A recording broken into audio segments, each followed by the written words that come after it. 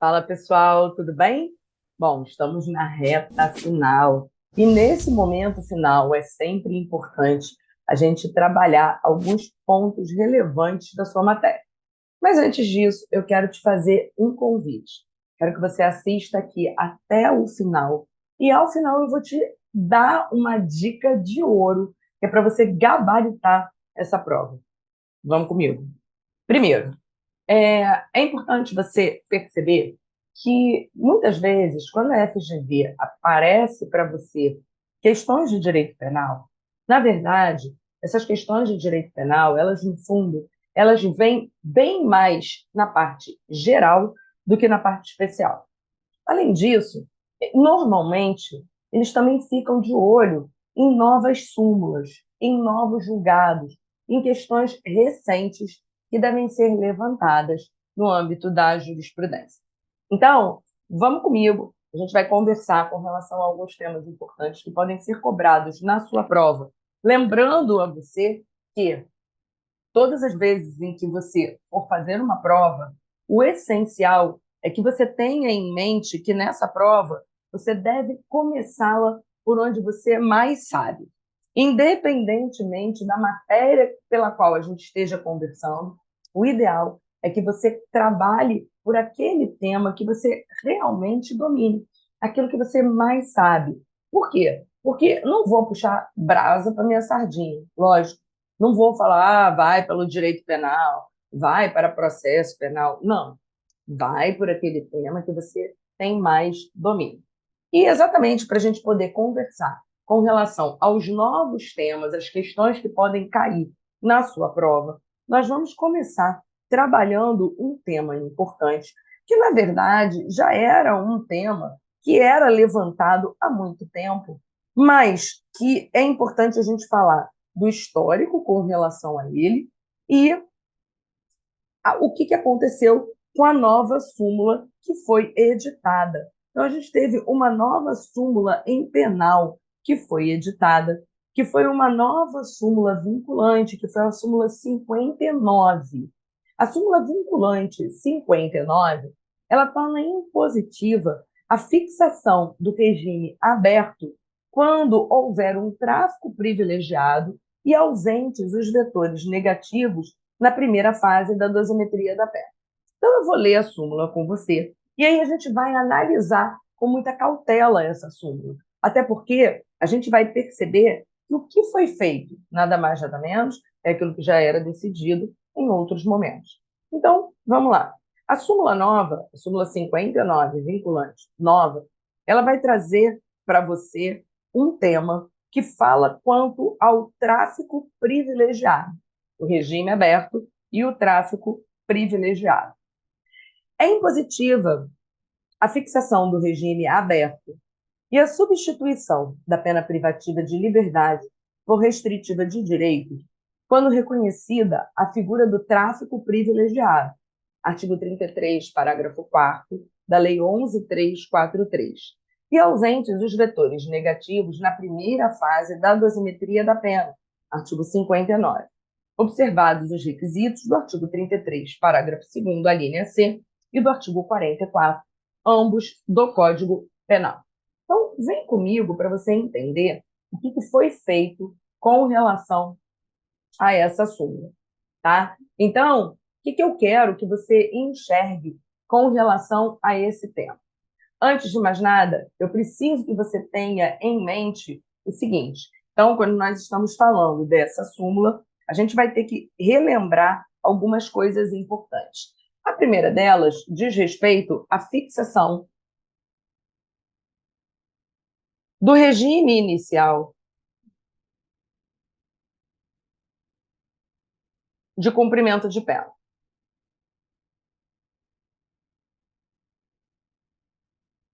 Pois bem, a gente fala da fixação do regime inicial de cumprimento de pena, nós temos um parâmetro a seguir, que é o que está previsto no artigo 33, parágrafo 2º e parágrafo 3º do Código Penal. E ele esclarece, antes de qualquer coisa, que você precisa saber que o regime deve levar em consideração, então deve-se considerar a gravidade do caso concreto.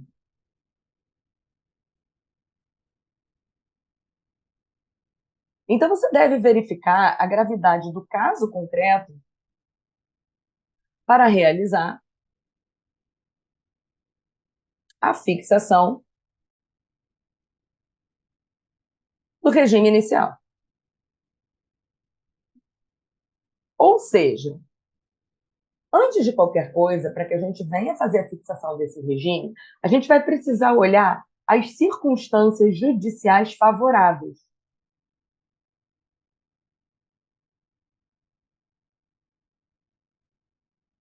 Aonde estão as circunstâncias judiciais favoráveis? O artigo 59 do Código Penal define para a gente a primeira fase que o juiz deve levar em consideração quando realizar a dosimetria da pena. Então, o juiz vai levar em consideração, na primeira fase, alguns elementos relevantes. Que elementos relevantes são esses? Então, quando você vai olhar lá no artigo 59, você vai ver que são 8 elementos que o juiz vai precisar considerar na fixação da primeira fase da dosimetria da pena.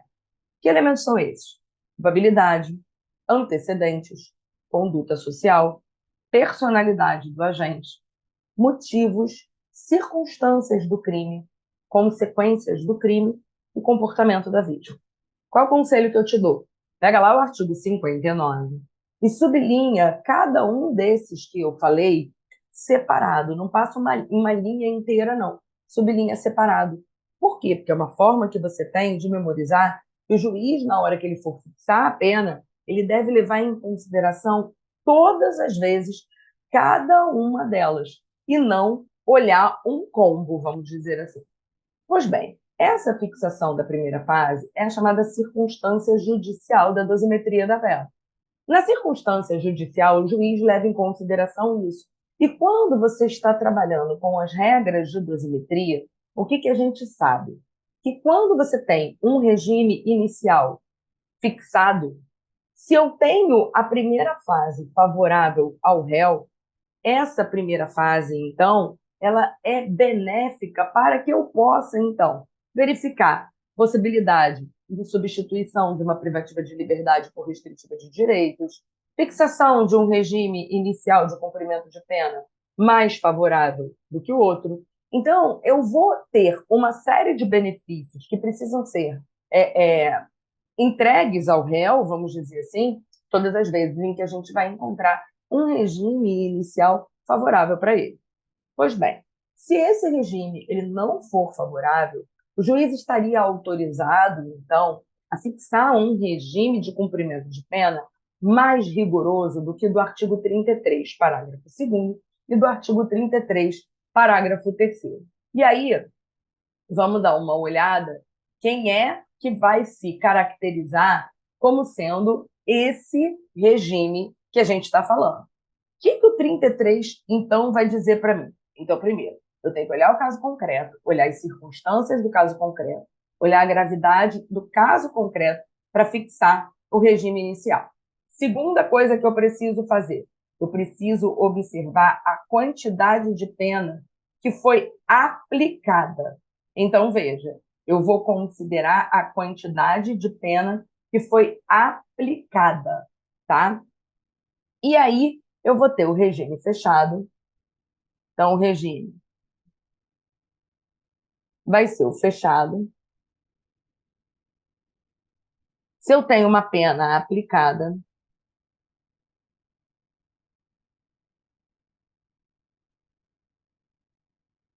superior a 8 anos. Eu tenho um regime semiaberto. Se a pena aplicada for igual, ou melhor, superior a 4,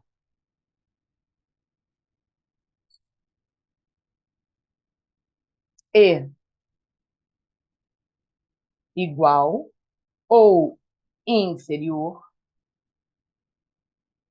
a 8 anos. E o regime aberto, se a pena aplicada for inferior, for igual ou inferior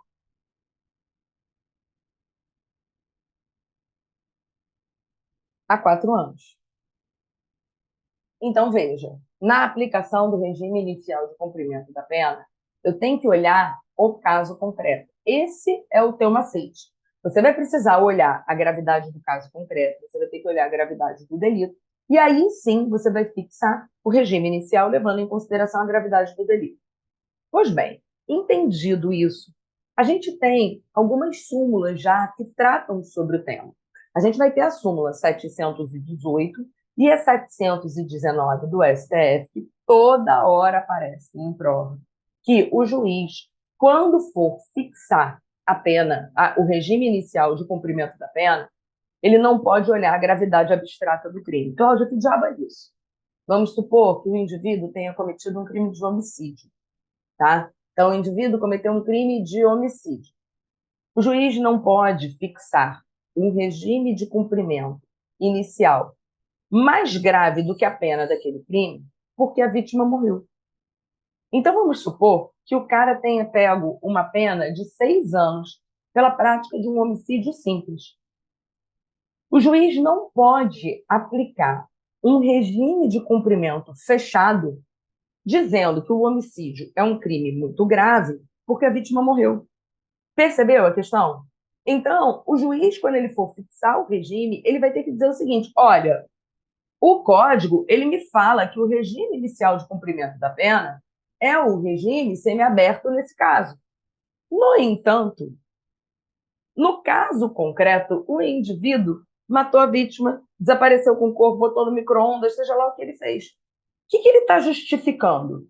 Aquela não é uma morte que você está esperando de consequências naturais de um homicídio. Não é um tiro e acabou. Não, você tem consequências muito maiores, você tem uma reprovabilidade do comportamento desse indivíduo muito maior do que aquele que simplesmente dá um tiro e acaba. Isso é você olhar a gravidade do caso concreto. Bom, entendido isso, a gente agora vai falar da súmula, né? O que aconteceu com a edição dessa súmula vinculante 59? Bom, no primeiro momento, quando a lei de drogas chegou, a lei de drogas, ela previu, no artigo 33, a figura do tráfico de drogas. E no artigo 33, parágrafo 4º, trouxe o denominado tráfico privilegiado. Quem seria o tráfico privilegiado? Eu brinco que é o traficante bonzinho. Quem é o tráfico privilegiado? Quando você tem um criminoso primário, de bons antecedentes, que não integre organização criminosa e não se dedique a atividades criminosas. Esse é o que eu brinco, que é o chamado traficante bonzinho.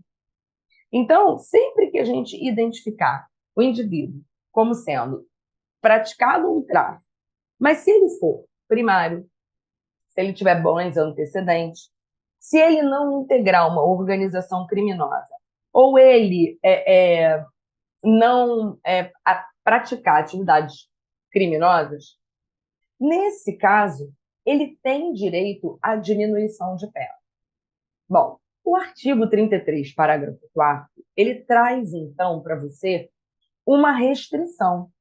Ele vai falar o seguinte: esse cara vai fazer jus à diminuição de pena, porém, veja, porém, ele não pode ter a substituição da pena privativa de liberdade pela restritiva de direitos.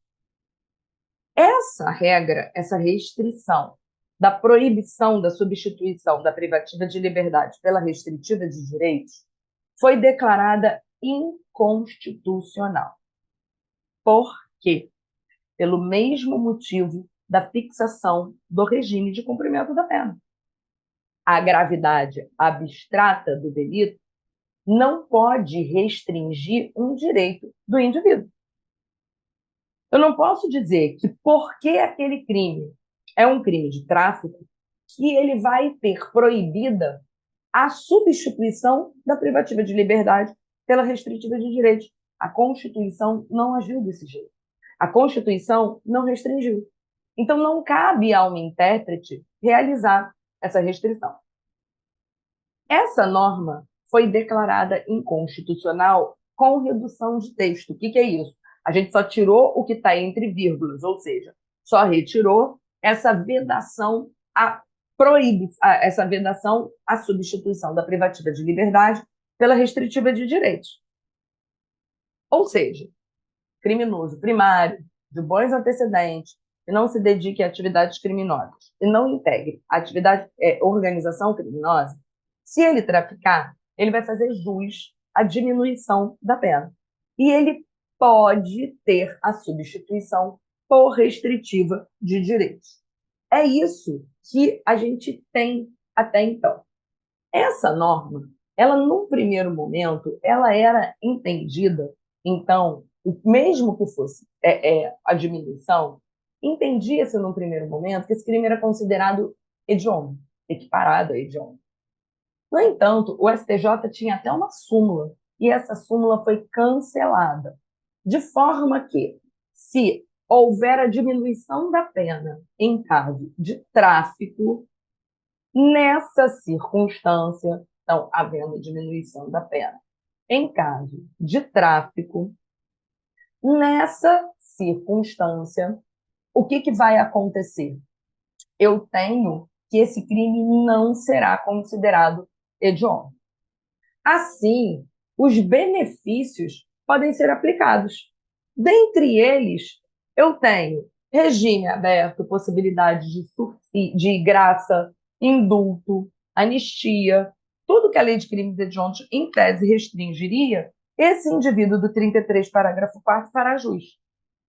E por que a súmula? A súmula vem dizer o óbvio. Porque, ao longo do país, muitos estavam entendendo que aquele que tivesse praticado tráfico, se ele se encontrasse nessas circunstâncias as quais eu estou falando para você, ou seja, primário, bons antecedentes, que não integre organização criminosa e não se dedique a atividades criminosas, muitos estavam proibindo a substituição. E mais, muitos estavam fixando regime diferente do que a lei autoriza. Quando você faz a diminuição da pena determinada pelo parágrafo 4º, você vai ver que a pena vai ficar inferior a 4 anos. Então, esse cara, ele vai fazer jus à substituição pela pena restritiva de direitos. Essa súmula tem a cara de cair. Então, vamos só dar uma recapitulada com relação a quem a gente tem a lei tratando, né? Então, vamos dar uma recapitulada aqui. O que diz o artigo 33, parágrafo 4º?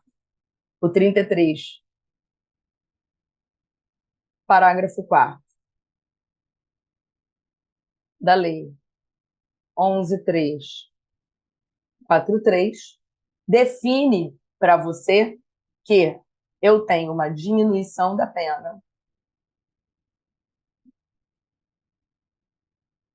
quando o indivíduo for primário, então vou botar aqui, no tráfico, se o indivíduo for primário, de bons antecedentes, não integrar organização criminosa, e se ele não se dedicar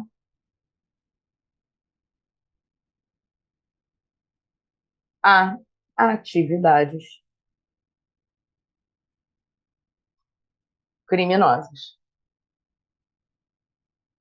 O que ele vai ter? A diminuição da pena, o regime de cumprimento de pena dele será o aberto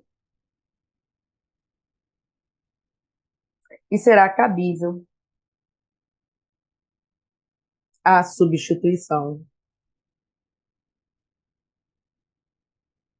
da pena privativa de liberdade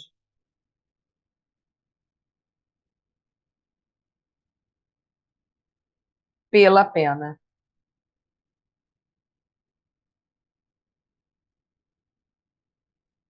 restritiva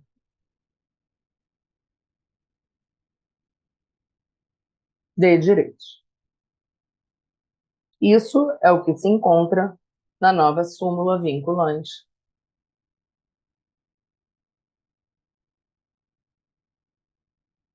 59. Tá certo? Então, acho que fica fácil para você conseguir entender através dessa explicação que eu dei aqui para você. Eu acho que vai ser tranquilo de você entender. E aí a gente tem um outro ponto importante para tratar no que diz respeito ao que pode vir a ser cobrado na sua prova, que é quanto à Lei Maria da Penha. Então, vamos falar um pouquinho, bem rapidinho, com relação à Lei Maria da Penha, mas se você observar, toda a prova tem lá uma questãozinha que vai envolver a Lei Maria da Penha. Então, vem comigo e vamos entender no âmbito da Lei Maria da Penha. A Lei 11.340 sofreu também, nos últimos tempos, diversas alterações. Então, Lei 11.340, que é a Lei Maria da Penha, sofreu, nos últimos tempos, diversas alterações. Dentre outras, a primeira coisa que a gente sabe é que a gente vai tratar da violência doméstica e familiar contra a mulher. Então, a gente tem violência doméstica e familiar contra a mulher. O que a jurisprudência entendeu? Como a gente está trabalhando com violência de gênero, é uma violência sob perspectiva de gênero. Sendo assim, quando a gente fala da violência sob uma perspectiva de gênero, a gente vai ter como sujeito passivo mulher e mulher trans. Quem é a mulher trans? Biologicamente, a pessoa nasceu homem, no entanto, essa pessoa se identifica mulher. Seja uma redesignação sexual ou não.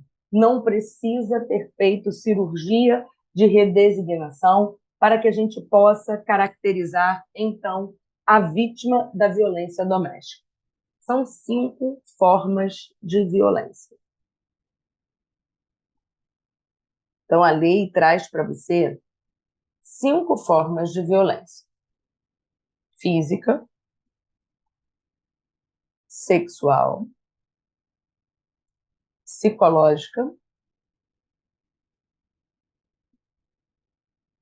patrimonial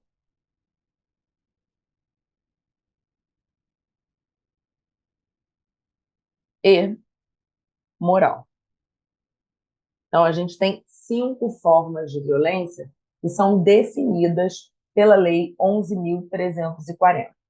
Além dessas formas de violência, a gente tem que entender que essa lei vai ser aplicável em seguintes ambientes. Então, eu vou aplicar quando o sujeito passivo for mulher, mas não basta. No ambiente que pode ser doméstico, no âmbito da família e em relações íntimas de afeto.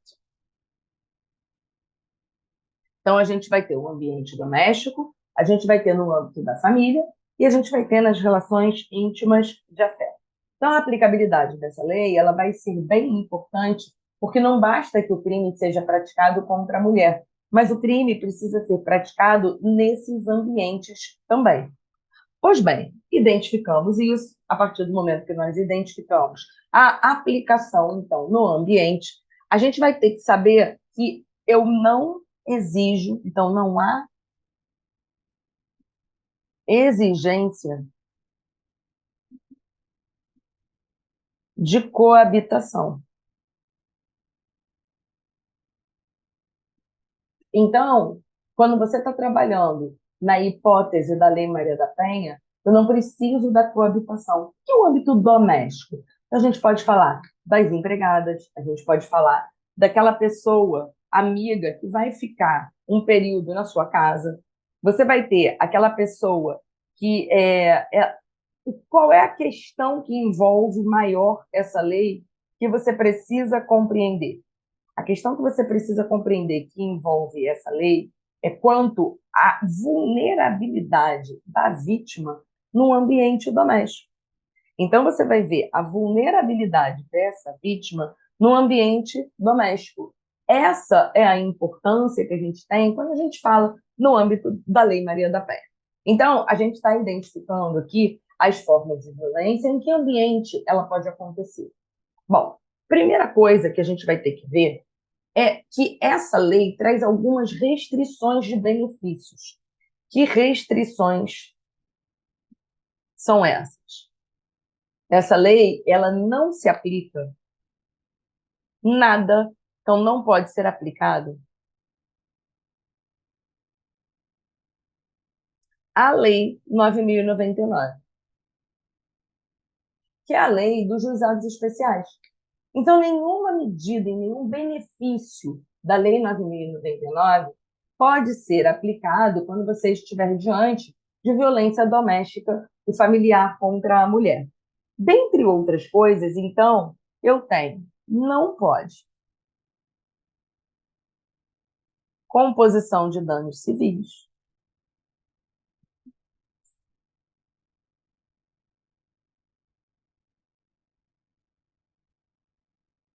não pode transação penal,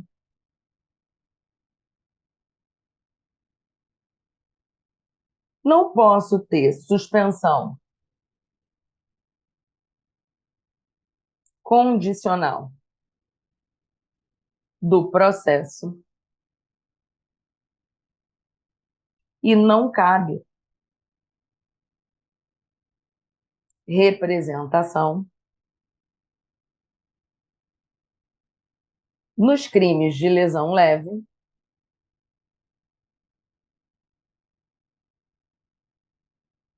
e culposa. Repara, por que a gente vai falar sobre isso? Porque a ação penal trazida da lesão leve e culposa foi através da Lei 9.099. Então, quem definiu a ação penal no âmbito da Lei Maria da lesão leve, da lesão culposa, foi a Lei 9.099. E o que o artigo 41 da Lei Maria da Penha diz? Não se aplica à Lei 9.099. No entanto, a gente tem outras restrições que merecem ser consideradas. Que restrições são essas? A gente vai ter que não posso ter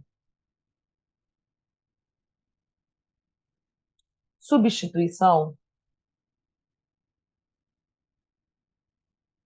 por pena restritiva de direitos. Então, não posso ter substituição por pena restritiva de direitos. Não é possível aplicação isolada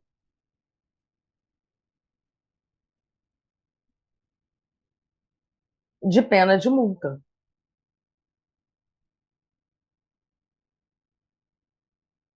Então, eu não posso ter substituição por pena restritiva de direitos, eu não posso ter aplicação isolada de pena de multa. No entanto, presta atenção, a lei não proíbe a suspensão condicional da pena.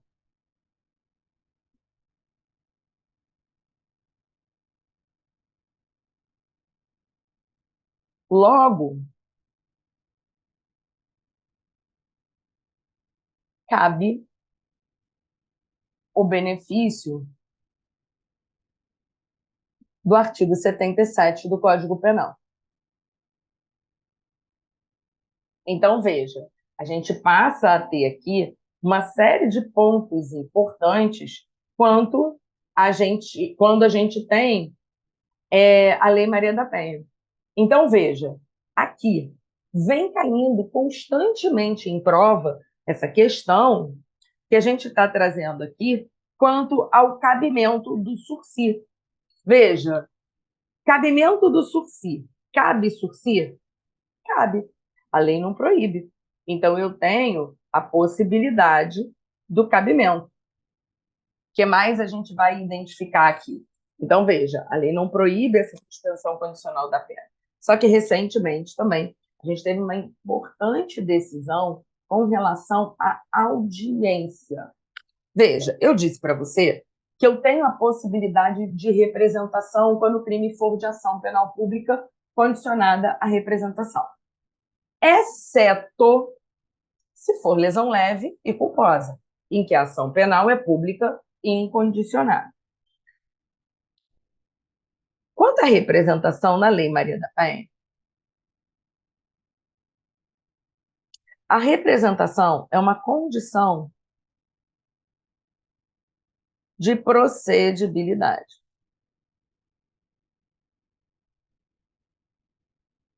Sendo uma condição de procedibilidade, então veja, a representação é uma condição de procedibilidade.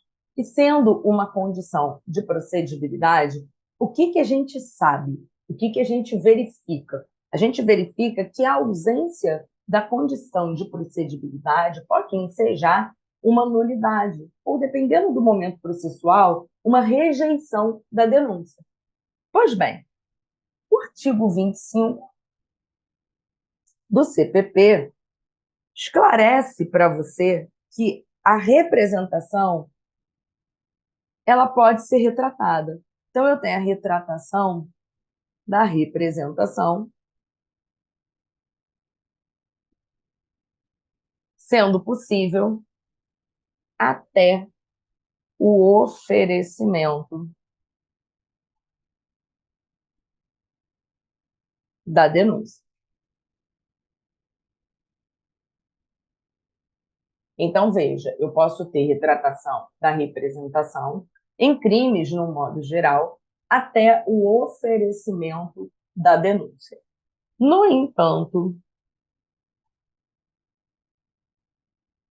na Lei Maria da Penha, é cabível a retratação da representação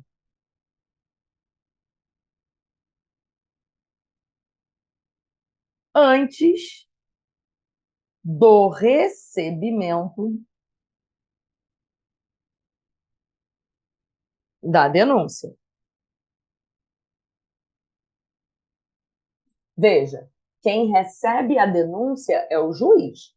Quem oferece a denúncia é o MP. Então, quando a Lei 11.340 diz isso, o que ela quer dizer? Eu quero ver se essa mulher ela não está sendo obrigada a se retratar. Eu quero ver se essa mulher ela não está sendo coagida a se retratar. Essa é a razão de ser dessa norma. Então, o que a lei diz lá quando menciona na retratação da representação? A lei diz o seguinte: deve ser realizada uma audiência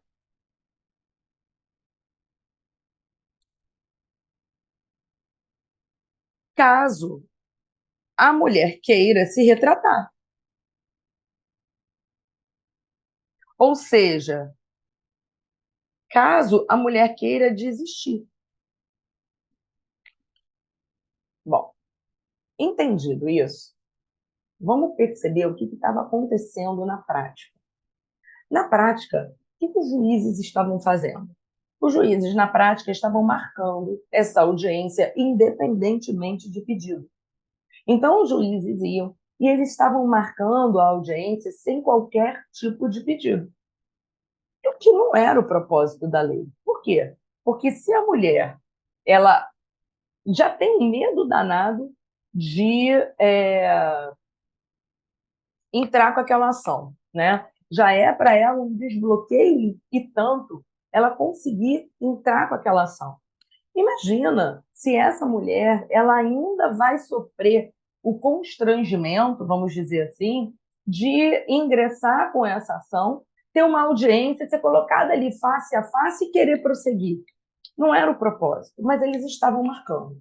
Então, o STJ teve uma decisão muito importante no sentido de que essa audiência a que se refere o artigo 16 da Lei Maria da Penha é uma audiência que ela só pode ser marcada se a mulher mencionar que ela quer se retratar da representação. Se não houver qualquer tipo de menção, não tem marcação de audiência. Veja, a ausência da audiência não causa nulidade.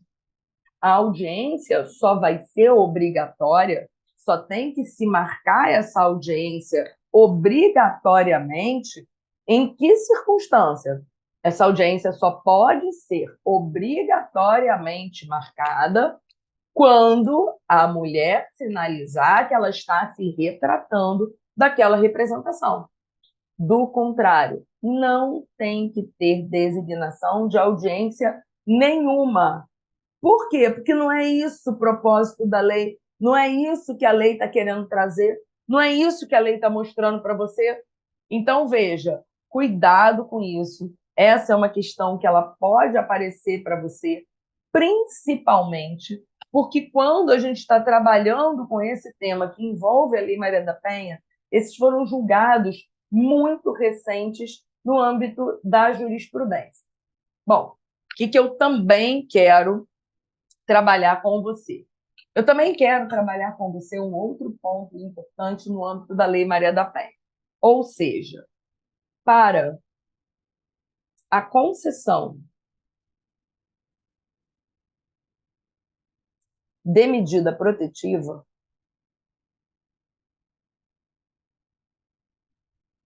não há necessidade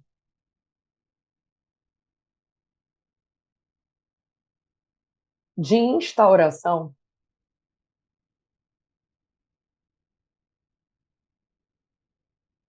de inquérito policial.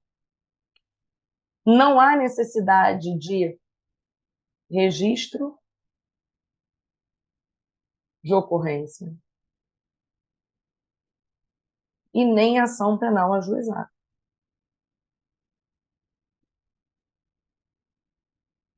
Por quê? A alteração recente também. A lei ela prevê a concessão da medida baseada na verossimilhança das alegações da vítima. Então, a concessão da medida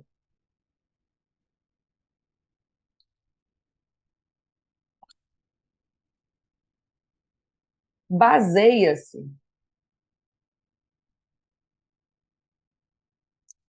exclusivamente na verossimilhança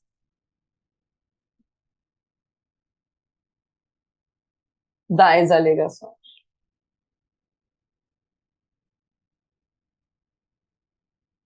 Por quê? A concessão da medida protetiva tem natureza de tutela inibitória.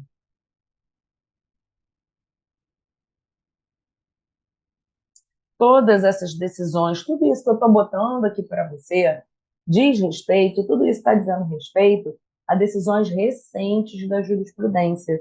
Presta atenção, isso não precisa cair só na prova de penal. Isso pode cair na prova de penal, isso pode cair na prova de processo, isso pode cair na prova de ECA, isso pode cair em qualquer tipo de tema que vai envolver violência doméstica.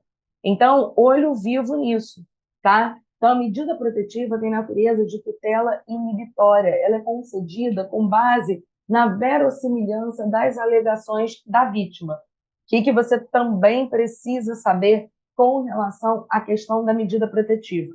O único crime que a Lei Maria da Penha traz é o crime do artigo 24A, que é o crime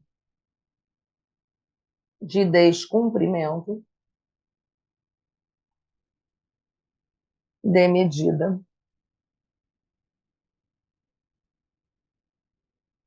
protetiva.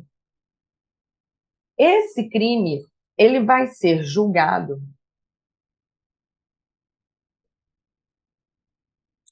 no juizado da violência doméstica.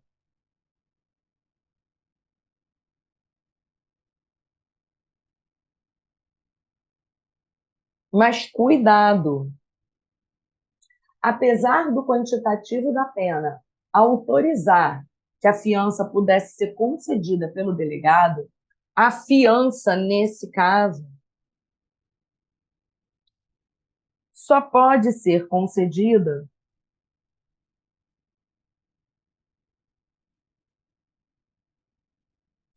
pelo juiz. Então, eu só tenho a possibilidade de concessão da fiança, nesse caso, pelo juiz. Eu não tenho possibilidade de concessão da fiança aqui por delegado de polícia. Por quê? Porque o 24A, parágrafo 2º, diz que a fiança será concedida pela autoridade judicial e não autoridade policial. Então, quem concede a fiança é a autoridade judiciária. Eu não tenho a possibilidade de concessão da fiança pelo delegado de polícia. Bom, esses temas são temas muito importantes e a gente vai falar um pouquinho agora com relação a um instituto que aparece toda hora também, que é o erro. Quando a gente fala do instituto do erro, o erro no direito penal, ele pode ser o chamado erro de tipo e ele pode ser o chamado erro de proibição. O erro de tipo é aquele que vai incidir sobre as elementares do tipo penal. Então, ele está previsto no artigo 20 do Código Penal. E ele é o chamado erro de tipo essencial. O que é o erro de tipo essencial? Ele cai sobre as elementares. E o que é uma elementar? Elementar é tudo que, se eu suprimir do tipo penal, ou vira um crime diferente, ou deixa de existir como crime. Então, elementar é tudo aquilo que, se eu suprimir do tipo penal, ou vai virar um crime diferente, ou ele vai deixar de existir como crime. O erro de tipo, ele tem no elementar, no essencial, a consequência de excluir o dolo, mas permite a punição por crime culposo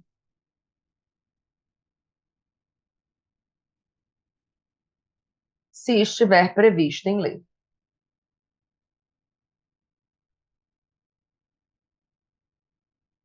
Então, a gente vai ter o erro de tipo essencial, que ele recai sobre as elementares do tipo penal. Então, eu entro num carro achando que é o meu. Já aconteceu, tá? Eu entro num carro acreditando que aquele carro é meu.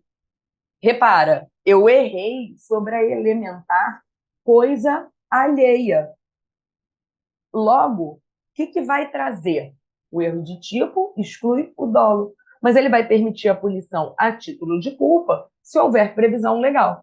Então, veja, nessa situação, não tem furto culposo. Então, eu vou responder pelo quê? Por nada. O erro de tipo exclui o dolo. Só que quando eu estou trabalhando com erro de tipo, existe também um chamado erro de tipo acidental. Quando eu falo de erro de tipo acidental, o erro de tipo acidental, a gente vai raciocinar que é aquela forma que o indivíduo pratica a infração, mas não sai bem como ele queria. Então, quando eu falo do erro de tipo acidental,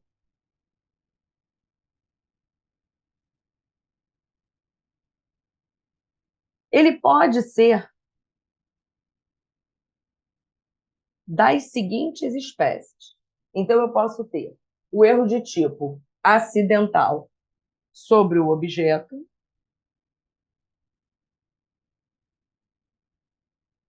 sobre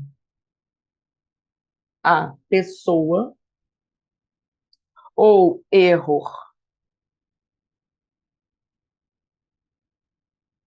in persona,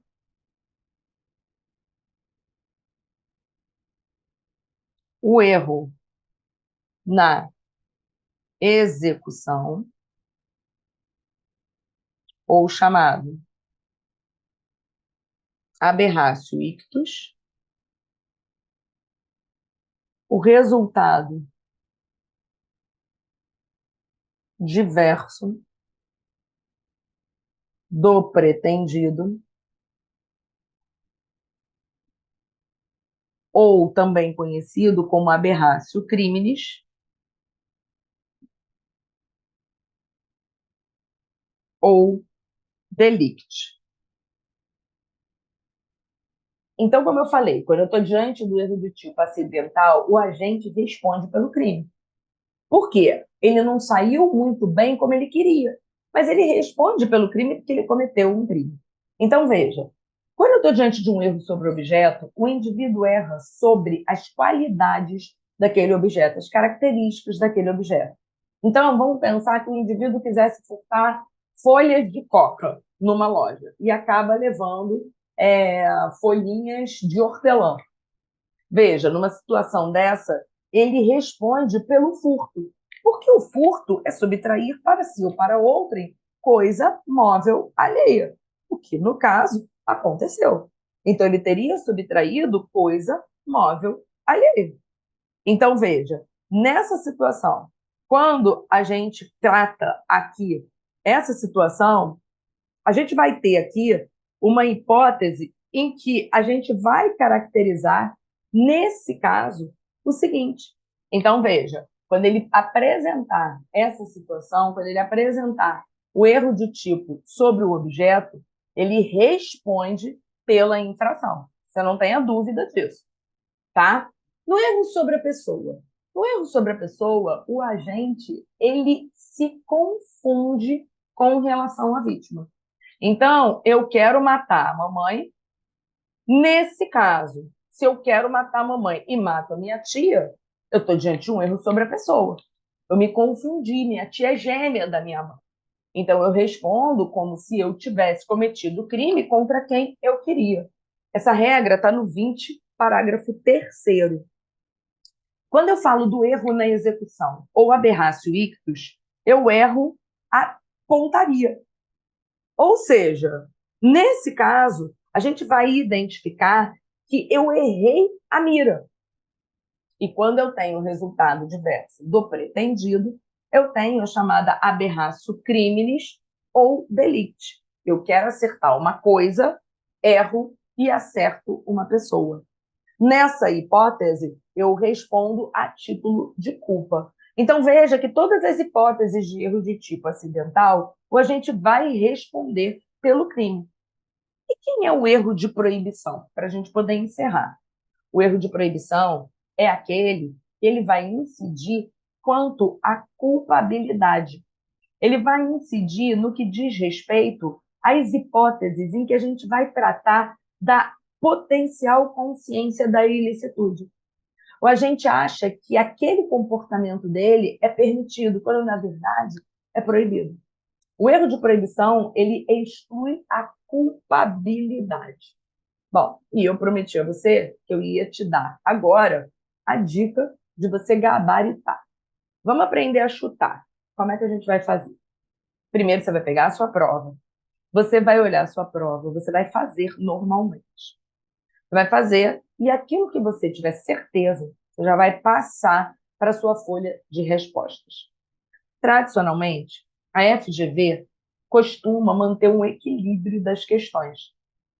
Então, você vai passar para a sua folha de respostas e você vai contar quantas alternativas A, quantas alternativas B, quantas C e quantas D.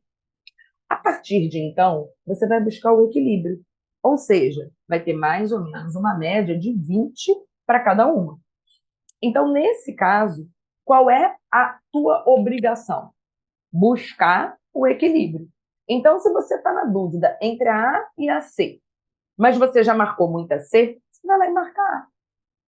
Você vai ver que isso costuma dar certo. Você vai ver que isso costuma funcionar. Bom, com isso, deixo um beijo enorme para você. Te desejo uma ótima prova. E já deu tudo certo. Um beijo e boa prova. E sorte, a gente só deseja para quem não estudou.